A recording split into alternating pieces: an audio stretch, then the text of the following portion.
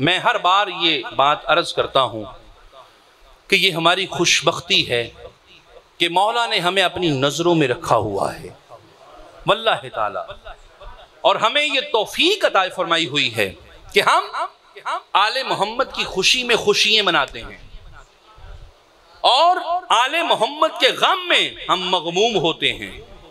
اگر ہم 13 رجب کو جشن مولود کعبہ مناتے ہیں تو الحمدللہ 21 رمضان کو ہم شہادت مولا مرتضیٰ بھی مناتے ہیں۔ اگر ہم 4 شعبان المعظم کو جشن امام حسین مناتے ہیں، جشن غازی عباس مناتے ہیں، جشن امام حسن مناتے ہیں تو الحمدللہ ہم شب عاشوراء اور دن عاشوراء کو امام حسین علیہ السلام کا غم بھی مناتے ہیں۔ اور واللہ تعالی یہ ان کی نگاہ کرم کا فیض ہے، یہ ان کا کرم ہے، ورنہ دیکھیں بڑے بڑے عالم، بڑے بڑے محدث، بڑے بڑے مفتی اور بڑے بڑے مفکر، واللہ تعالی ایک مولوی صاحب، حقیقت قسم کھا کے کہتا ہوں، ممبر پہ بیٹھا ہوں، یہ 3 محرم کو اس کی پوسٹ لگی ہوئی تھی، میری برتھ ڈے ہے، مبارک کہیں، 3 محرم الحرم شریف کو مولوی صاحب واز کرنے کا فائدہ ہی نہیں ہے، میرے مولا نے، میرے نبی نے یہ فائنل کر دیا ہے کہ جو آل محمد کا مبغوض ہوتا ہے وہ حرامی ہوتا ہے، اور ایسے حرامی کی سالگرہ کیا منانی بھائی، کیا منانی؟ تو عرض یہ ہے ذہن میں رکھیں کہ یہ ان کا کرم ہے کہ انہوں نے ہم جیسے نکموں کا، گناہگاروں کا، خطا کاروں کا، سیاہ کاروں کا مقدر سوارا ہوا ہے اور منتخب کیا ہوا ہے ہمیں، ورنہ ہم میں اور ہم سے بڑے بڑے ملونٹے بیٹھے ہوئے ہیں۔ یہ ہمیں توفیق حاصل ہے کہ اللہ رب العزت نے ہمیں آل محمد کی خوشی اور غم منانے کی توفیق عطا فرمائی ہوئی ہے۔ دوستان محترم، اور واللہ تعالی دنیا میں سب سے بڑی نعمت اور سب سے قیمتی سرمایہ جو ہے وہ کیا ہے؟ وہ آل محمد کی محبت ہے۔ ذہن میں رکھیں، دنیا میں سب سے قیمتی چیز، سب سے نایاب چیز، سب سے اہم چیز اگر ہے تو وہ آل محمد کی محبت ہے۔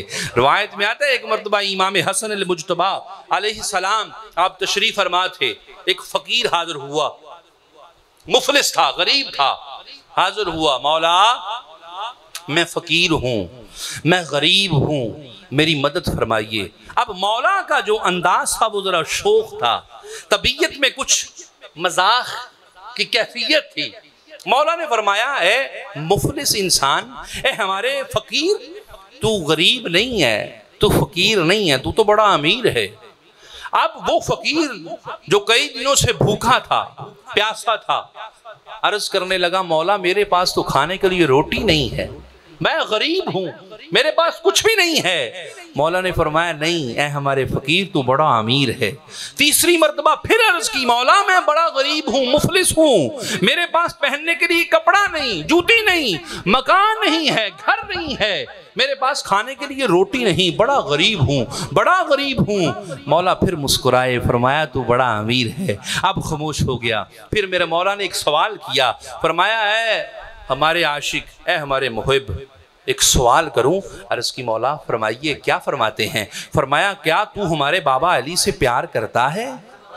کیا تو ہمارے بابا علی سے محبت کرتا ہے؟ عرض کی مولا ہاں ہاں الحمدللہ، بے شک فقیر ہوں، بھوکا سوتا ہوں، پیاسا سوتا ہوں، کھانے کے لیے کچھ نہیں، کپڑے پھٹے پرانے ہیں، جوتے ہیں نہیں، گھر نہیں ہے، لیکن الحمدللہ اس بات پہ فخر ہے کہ آپ کا یہ فقیر آپ کے بابا سے پیار کرتا ہے۔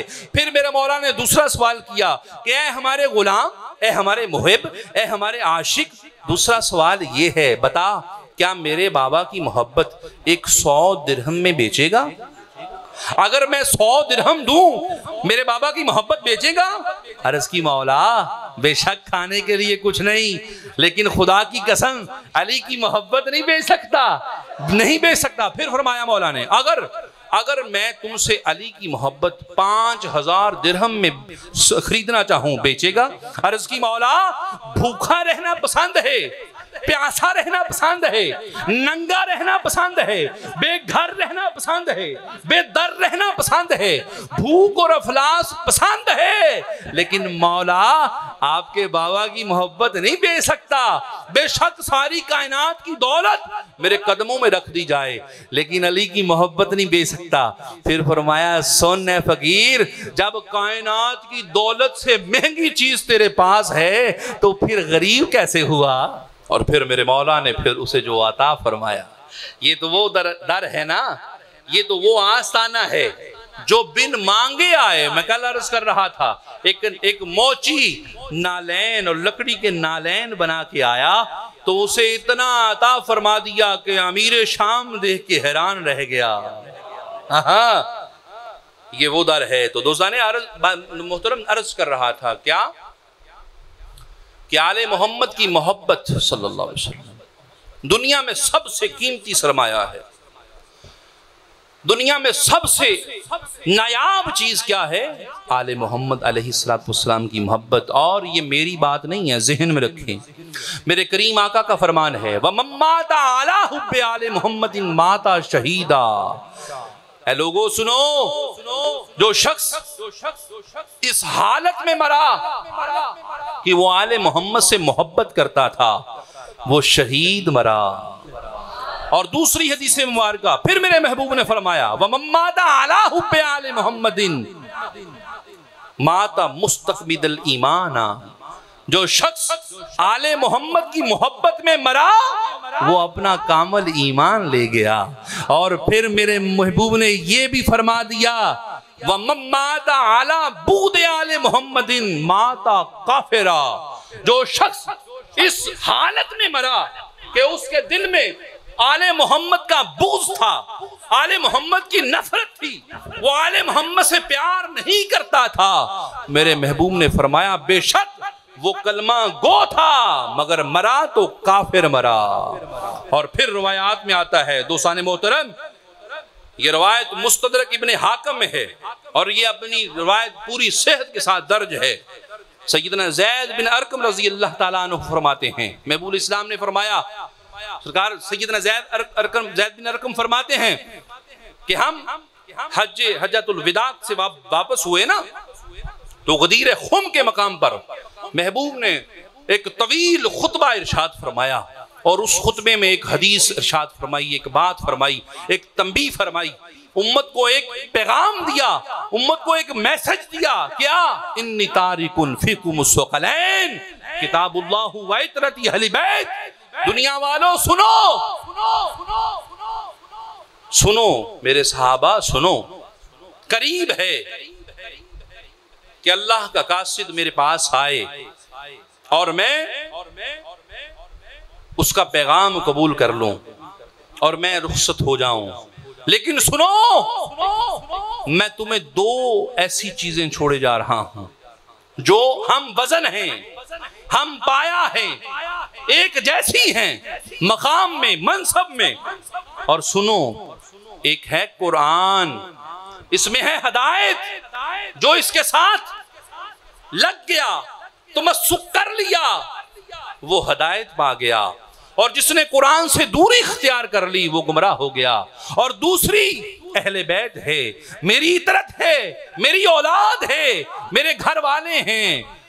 سنو لوگو، میری اہل بیت کے بارے میں اللہ سے ڈرتے رہنا، اللہ کا خوف رکھنا، اللہ کا خوف رکھنا، اللہ کا خوف رکھنا۔ سیدنا زید بن ارقم رضی اللہ تعالیٰ عنہ، اور یہ کوئی معاذ اللہ کوئی ایسی روایت نہیں، اس کے اوپر تمام محدثین کا یہ کہنا ہے کہ یہ حدیث مبارکہ حسن ہے۔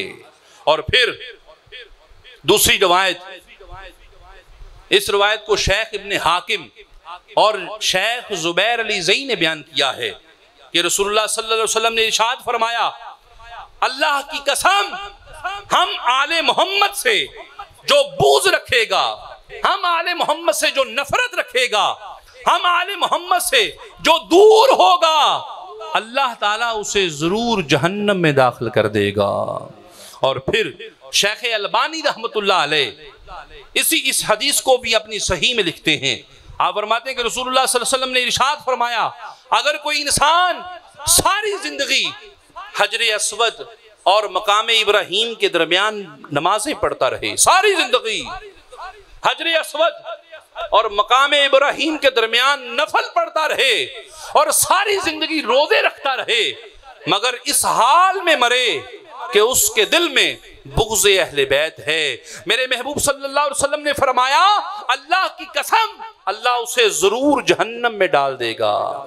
دوستان محترم کوئی اپنی بات نہیں، احادیث ہیں احادیث، اور پھر جامع ترمذی کی روایت ہے اور خود مولا علی علیہ السلام سے روایت ہے، مروی ہے میرے بادشاہ کہ محبوب علیہ السلام تشریف فرما تھے اور دونوں شہزادے بھی تشریف فرما تھے، امام حسن اور حسین علیہ السلام اور خود مولا علی علیہ السلام تشریف فرما تھے، اور محبوب علیہ السلام کا جو صحابہ اکرام تھے جمع غفیر تھا، حضور علیہ السلام نے صحابہ کو مخاطب کیا اور فرمایا میرے صحابہ من احبانی، جس نے مجھ سے محبت کی، اور پھر فرمایا وَأَحَبَّ هَذَيْنِ، اور جس نے ان دونوں سے محبت کی، اور پھر وَأَبَاهُمَا، اور جس نے ان دونوں کے باپ سے محبت کی، اور پھر فرمایا وَأُمُّهُمَا، اور جس نے ان دونوں کی ماں کا احترام کیا۔ انعام کیا ہے؟ جنت نہیں۔ محبوب نے فرمایا سنو، جنت نہیں، محبوب نے فرمایا جنت میں میرے ساتھ میرے محل میں رہے گا۔ بار بار امت کو یہ نصیحتیں، یہ وصیتیں، کیا میری اہل بیت سے پیار کرنا، اور یہ سوال اس زمانہ کے لیے تو شاید بنتا کہ حضور کیوں بار بار فرما رہے ہیں، کیا وجہ ہے، لیکن خدا کی قسم تاریخ گواہ ہے آج اس سوال کا جواز نہیں بنتا۔ کیوں حضور فرماتے گئے؟ کبھی کندھوں پہ اٹھایا، کبھی نمازوں میں آگے رکھا، کبھی منبر پر خطبے کے دوران کندھوں پہ اٹھا کے سامنے بٹھا کے خطبے دیے۔ کیوں؟ وجہ کیا تھی؟ وجہ صرف یہی تھی، محبوب جانتے تھے میرے کے جانے کے بعد لوگ علی سے بھی بغض رکھیں گے، لوگ حسن سے بغض رکھیں گے، لوگ حسین سے بغض رکھیں گے، لوگ ان کی والدہ محترمہ سیدہ زہرا سے بغض رکھیں گے۔ حضور جانتے تھے۔ دوستان محترم، روایت میں آتا ہے، اب یہ اہل بیت علیہ السلام، یہ بھی سمجھے نا، یہاں پر جو میں آج جس اہل بیت کے متعلق عرض کر رہا ہوں وہ بھی ذرا سمجھیے۔ بے شک الحمدللہ جو ہم اہل سنت ہیں، ہمارے نزدیک اہل بیت سے مراد حضور کی ازواج مطہرہ بھی ہیں، حضور کی بیٹی بھی ہے، بیٹیاں بھی ہیں، حضور کے بچے بھی ہیں، لیکن یہاں پر اہل بیت سے مراد کیا ہے؟ آئیے اپنی بات کروں گا تو کسی کا فتویٰ بن جائے گا نا۔ سیدنا زید بن ارقم رضی اللہ تعالیٰ عنہ، آپ امیر شام کا دور ہے، امیر معاویہ کا دور ہے، اور آپ کافی ضعیف تھے، بزرگ تھے۔ روایت میں آتا ہے کچھ تابعین حاضر ہوئے جناب زید بن ارقم رضی اللہ تعالیٰ عنہ کی بارگاہ میں، اور عرض کی اے زید آپ کتنے خوش قسمت ہیں، کتنے خوش نصیب ہیں کہ آپ نے آقا کریم علیہ السلام کا زمانہ پایا ہے، حضور کی زیارت کی ہے، حضور کے ساتھ نمازیں پڑھی ہیں، حضور کے ساتھ عبادتیں کی ہیں، حضور کے ساتھ جہاد کیا ہے، حضور کے ساتھ روزے رکھے ہیں، کتنی خوش قسمتی ہے۔ آج ہم اس وجہ سے حاضر ہوئے ہیں کہ ہمیں کوئی وہ حدیث مبارکہ سنائیں جو آپ نے حضور نبی علیہ السلام سے خود بنفس نفیس سنی ہو۔ تو پھر سیدنا زید بن ارقم رضی اللہ تعالیٰ عنہ کی ذات اقدس نے کیا فرمایا؟ وہی حدیث مبارکہ وہ جو پہلے عرض کی، کیا انی تارک فیکم الثقلین، کہ نبی علیہ السلام نے فرمایا میرے صحابہ سنو، میں تم میں دو چیزیں چھوڑے جا رہا ہوں۔ یہ زید بن ارقم سے روایت کی ہے، دو چیزیں چھوڑے جا رہا ہوں۔ ایک کیا ہے؟ قرآن ہے، اس میں ہدایت ہے، رہنمائی ہے، یہ اللہ کا فضل ہے، اور دوسری کیا ہے؟ میری اہل بیت ہے۔ اب چونکہ بغض آل محمد کا دور تھا، یہاں تک کہ روایات ہیں، تاریخ پڑھ کے دیکھیں، علی نام رکھنے پر پابندی تھی، طریق ابن خلدون پڑھے، علی نام پر پابندی تھی، حسن پر پابندی تھی، حسین پر پابندی تھی، ممبروں پر مولا کائنات علیہ السلام کو سب کیا جاتا تھا، سب و شتم ہوتے تھے، وہ دور تھا۔ اب جو تابعین آئے انہوں نے عرض کی، اے صحابی رسول یہ تو بتائیے یہاں پر جو اہل بیت ہیں ان سے مراد ہے کون؟ کیا اہل بیت سے مراد حضور کی زوجین نہیں ہیں، ازواج مطہرات نہیں ہیں؟ فرمایا ہاں ہاں بے شک حضور کی ازواج بھی اہل بیت ہیں، مگر یہاں اس حدیث میں جو مراد ہیں وہ ازواج مطہرات نہیں ہیں، بلکہ اس سے مراد جناب علی کی ذات ہے، جناب زہرا کی ذات ہے، جناب حسن کی ذات ہے، جناب حسین کی ذات ہے، یہ ہیں اہل بیت۔ اور یہ حدیث مبارکہ خود اماں جی عائشہ صدیقہ رضی اللہ تعالی عنہا سے ہے۔ کیا حدیث ہے؟ اماں جی عائشہ صدیقہ فرماتی ہیں کہ ایک دن آقا کریم علیہ السلام نے کالی چادر مبارک، کالی مزمل والی چادر لی ہوئی تھی۔ یہی روایت ام سلمہ سلام اللہ علیہ سے بھی ہے، یہی روایت جناب اماں جی عائشہ صدیقہ سلام اللہ علیہ سے بھی ہے۔ اماں جی ارشاد فرماتی ہیں ایک دن آقا کریم علیہ السلام نے چادر مبارک لی ہوئی تھی، سیاہ چادر، اس کے اوپر نقش نگار ہوئے تھے۔ اماں جی فرماتی ہیں کہ ایک دم سے باہر سے جناب حسن علیہ السلام تشریف لے کے آئے۔ جناب رسالت معاب علیہ السلام نے حسن علیہ السلام کو اپنی چادر میں لے لیا، اور پھر تھوڑی دیر گزری امام حسین علیہ السلام باہر سے آئے، امام حسین کو بھی حضور نے چادر میں لے لیا۔ پھر وقت گزرا، تھوڑی دیر کے بعد جناب علی علیہ السلام تشریف لے کے آئے، حضور نے مولا کائنات کو بھی اپنی چادر میں لے لیا۔ پھر وقت گزرا، جناب زہرا سلام اللہ علیہا گھر سے اپنے گھر سے تشریف لے کے آئیں، جناب رسالت معاب نے حضرت زہرا کو بھی اپنی چادر میں لے لیا۔ جب یہ پانچوں چادر میں آگئے نا تو اللہ کے نبی نے اپنی زبان مطہرہ سے جو کلمات ادا کیے وہ کوئی عام نہیں ہیں بلکہ قرآن ہے۔ قرآن کیا ہے؟ نبی علیہ السلام نے فرمایا انما یرید اللہ لیذہب عنکم الرجس اہل البیت ویطہرکم تطہیرا، بے شک اے اہل بیت اللہ نے تم سے نجاست کو اس طرح دور کر دیا ہے جس طرح دور کرنے کا حق تھا۔ یہاں اہل بیت سے مراد 5 ہیں، 5 ہیں، اور الحمدللہ ہمارا عقیدہ ہے اماں جی عائشہ صدیقہ بھی اہل بیت میں ہیں، اماں جی جناب ام سلمہ بھی اہل بیت میں ہیں، بلکہ حضور کا سارا حرم اہل بیت میں ہیں۔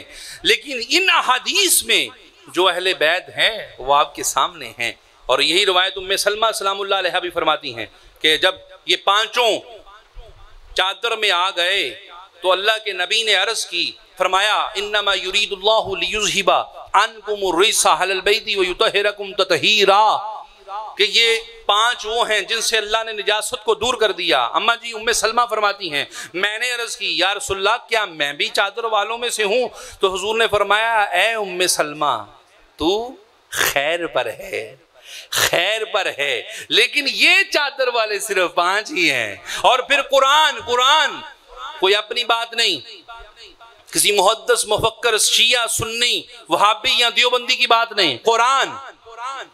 جب نجران کے عیسائی آئے نا، اللہ کی قسم میں یہ کہتا ہوں یہ نجران کے عیسائیوں کا بڑا، ہم جو عاشقان آل محمد ہیں ہم پہ بڑا احسان ہے، یہ واضح کر دیا۔ کیا واضح کر دیا؟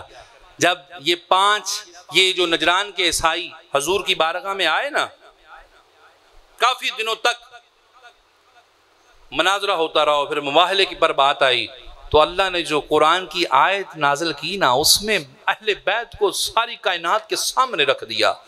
کیا قرآن کی آیت آئی؟ اللہ رب العزت نے ارشاد فرمایا محبوب فَقُلْ تَعَالَوْا نَدْعُوا أَبْنَاءَنَا وَأَبْنَاءَكُمْ وَنِسَاءَنَا وَنِسَاءَكُمْ وَأَنفُسَنَا وَأَنفُسَكُمْ، محبوب ان سے فرما دیجئے یہ اپنے بچوں کو لے آئیں، ہم اپنے بچوں کو لے آتے ہیں، بیٹوں کو، یہ اپنی عورتوں کو لے آئیں، ہم اپنی عورتوں کو لے آتے ہیں، یہ اپنے جیسا لے آئیں، ہم اپنے جیسا لے جاتے ہیں۔ اور پھر حضرت عبداللہ ابن مسعود سے روایت ہے، آپ فرماتے ہیں کہ جب مباہلے کے دن رسول اللہ کے گھر سے جب نکلے، بے شک اماں جی عائشہ صدیقہ رضی اللہ تعالیٰ عنہا بھی تھی، حضور کی دوسری ازواج بھی تھی، صحابہ کے بچے بھی تھے، خود دوسرے صحابہ بھی تھے، لیکن جب مواہلے والے دن حضور کے گھر سے نکلے تو کوئی اور نہیں نکلا، حسن نکلا، حسین نکلا، جناب زہرا نکلی، اور کون نکلا؟ نبی جیسا نکلا تو علی نکلا۔ اللہ کے نبی صلی اللہ علیہ وسلم نے منبر پر، نمازوں میں، حج پر، عمروں میں، جہاد میں، ہر عبادت میں اپنے ان بیٹوں کو اور مولا علی علیہ السلام کو اور اپنی بیٹی کو سب کے سامنے واضح فرما دیا۔ اور یہ نہیں ہے کہ کوئی چھپ چھپا کے یا کوئی ایک حدیث مبارکہ، ایک روایت، بلکہ قرآن کی 20 آیات مبارکہ اور ہزاروں احادیث مبارکہ اس بات کی دلیل ہیں کہ محبوب نے بار بار فرمایا یہ حسن ہے، یہ حسین ہے، میں ان سے ہوں، یہ مجھ سے ہیں، لیکن امت کو سمجھ نہ آئی۔